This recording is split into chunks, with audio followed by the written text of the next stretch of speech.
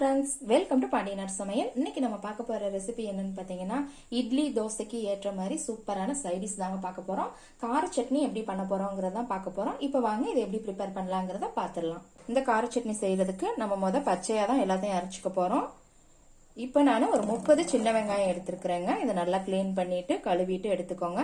அதோட ஒரு 15 பல் பூண்டு, இதோட ஒரு மீடியம் சைஸ் தக்காளி, இதையும் இந்த ஜார்ல கட் பண்ணி போட்டுக்கோங்க. இந்த தடிமனான பகுதியை எடுத்துருங்க. எடுத்துட்டு கட் பண்ணி போட்டுக்கோங்க.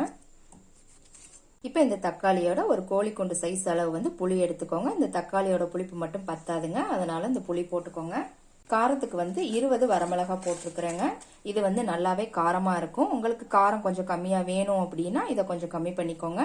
இதோட இந்த சட்னிக்கு தேவையான அளவு உப்பு போட்டுக்கோங்க. இப்போ இதோட கொஞ்சமா தண்ணி சேர்த்து மிக்சியில நைஸா அரைச்சிட்டு வந்துடலாம். பாருங்க, இப்ப மிக்சியில நல்லா அரைச்சாச்சுங்க. அடுத்து நம்ம இப்ப தாளிச்சிடலாம். இப்ப கேஸ்ல ஒரு கடாய் வச்சிருக்கிறேங்க.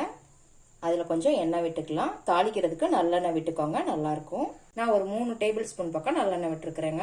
எண்ணெய் சூடானதும் 1/2 டீஸ்பூன் கடுகு போட்டுக்கோங்க. 1/2 டீஸ்பூன் உளுத்தம்பருப்பு போட்டுக்கோங்க. இது லேசா பொரியட்டும். கடுகு பொரிஞ்சு வரவும் 1/4 டீஸ்பூன் பெருங்காயத்தூள் போட்டுக்கோங்க. அதோட 2 கொத்து கருவேப்பிலை உருவி போட்டுக்கோங்க.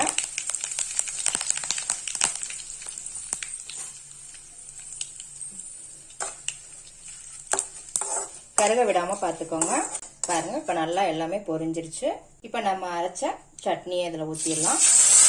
இது ஒரு 2 நிமிஷம் மட்டும் இந்த மாதிரி சிம்ல வச்சு பரட்டி விட்டுக்கோங்க. ரொம்ப நேரம் கொதிக்கணும்னு அவசியம் இல்லைங்க.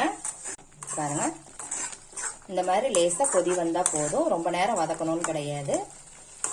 இப்ப நம்ம கேஸ் ஆஃப் பண்ணிடலாம். இப்ப பாருங்க, கார சட்னி ரெடி ஆயிருச்சுங்க. பார்க்கும்போதே நாக்குல எச்சி ஊறுது. நீங்க இட்லி தோசைக்கு இந்த சட்னியை வச்சு சாப்பிடும்போது இன்னும் வேணுங்கிற அளவுக்கு சாப்பிடுவீங்க. அவ்வளவு ஒரு ஸ்பைசியான சட்னிங்க. இந்த ரெசிபி உங்களுக்கு பிடிச்சிருந்தது அப்படின்னா பாண்டியனார் சமையல் சேனலுக்கு லைக் பண்ணுங்க, சப்ஸ்கிரைப் பண்ணிக்கோங்க. அப்படியே பக்கத்துல இருக்க பெல் ஐக்கான் பட்டனை அமுக்குங்க. அப்பதான் நான் போடுற புது வீடியோஸ் எல்லாம் உங்களுக்கு நோட்டிபிகேஷன்ல வரும். மறுபடியும் வேற ஒரு புது ரெசிபியோட சந்திக்கலாம் ஃப்ரெண்ட்ஸ். அன்போடு சமைத்து ஆனந்தமாய் உண்டு இன்பமாய் வாழுங்கள். வாழ்க வளமுடன்.